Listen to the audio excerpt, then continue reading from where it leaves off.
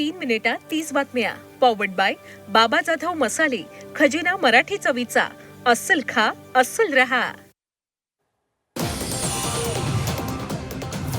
मुख्यमंत्री देवेंद्र फडणवीस 5 दिवसीय दावोस दौऱ्यावर जाणार आहेत. 19 ते 23 जानेवारीपर्यंत दावोसमध्ये ते असणार आहेत. दरम्यान वर्ल्ड इकॉनॉमिक फोरमची वार्षिक बैठक पार पडणार आहे.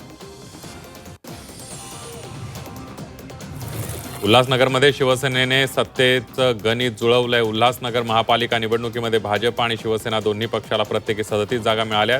वंचित बहुजन आघाडीचे उमेदवार 2 जागांवर आणि अपक्ष 1 जागेवर विजयी झाले. चंद्रपुरात भाजपच्या पराभवावरून वादाला तोंड फुटलंय. जोरगेवार गटाने 17 एबी फॉर्म अचानक बदलल्यानं निकालावर परिणाम झाला असा आरोप आमदार सुधीर मुनगंटीवार यांनी केला.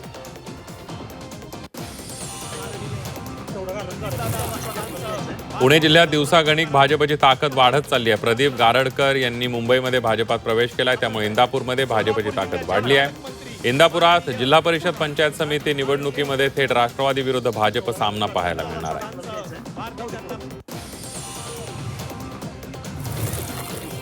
सोलापूर महापालिकेतील ऐतिहासिक विजयानंतर पालकमंत्री जयकुमार गोरेंनी मुख्यमंत्र्यांची भेट घेतली. सोलापूर महापालिकेमध्ये भारतीय जनता पार्टीचा 87 जागांवर विजय झालाय.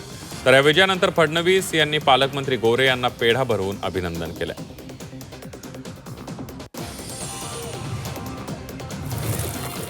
कोल्हापुरातील समरजित घाटगे यांनी फेसबुक पेजवरून तुतारीचं चिन्ह हटवलंय. समरजित घाटगे लवकरच राष्ट्रवादी काँग्रेस शरदचंद्र पवार पक्षाला रामराम करणार असल्याचं कळतंय. राज्यात भाजपला मिळालेला सत्तेचा कौल हा जनतेचा नाही, अशी टीका काँग्रेस आमदार विश्वजित कदमांनी केली आहे. महापालिकेत जनतेनं भाजपला स्पष्ट बहुमत दिलं नाही, या उलट काँग्रेसला चांगलं मताधिक्य दिलं असं ते म्हणाले. पुणे जिल्हा परिषद निवडणुकीच्या पार्श्वभूमीवर भाजप आणि शिवसेना नेत्यांच्या उपस्थितीमध्ये जागा वाटपासंदर्भात चर्चा झाली.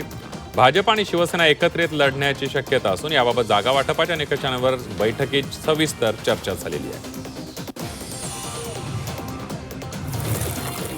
रायगडच्या कर्जत मतदारसंघातून जिल्हा परिषद परिवर्तन विकास आघाडीने उमेदवार जाहीर केलेत.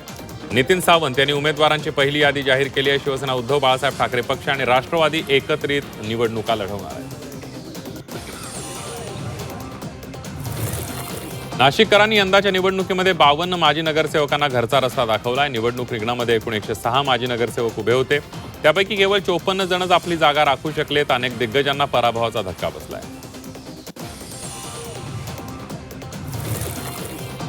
जळगावात महापालिका निवडणुकीत कोल्हे कुटुंबातील पितापुत्रांचा विजय झालाय. कारागृहातून शिवसेनेचे उमेदवार ललित कोल्हे निवडणूक लढवत होते. बोगस कॉल सेंटर प्रकरणामध्ये ललित कोल्हे यांना अटक झाली असून ते नाशिक कारागृहात आहेत. शिक्षण मंत्री दादा भुसे यांनी भिवंडीतील छत्रपती शिवाजी महाराजांच्या मंदिराला सदिच्छा भेट दिली आहे. निवडणुकीची आकडेवारी पाहता पदाधिकाऱ्यांसोबत बैठक करून वरिष्ठ पातळीवर पुढील निर्णय घेतला जाईल असं भुसे यांनी सांगितलंय.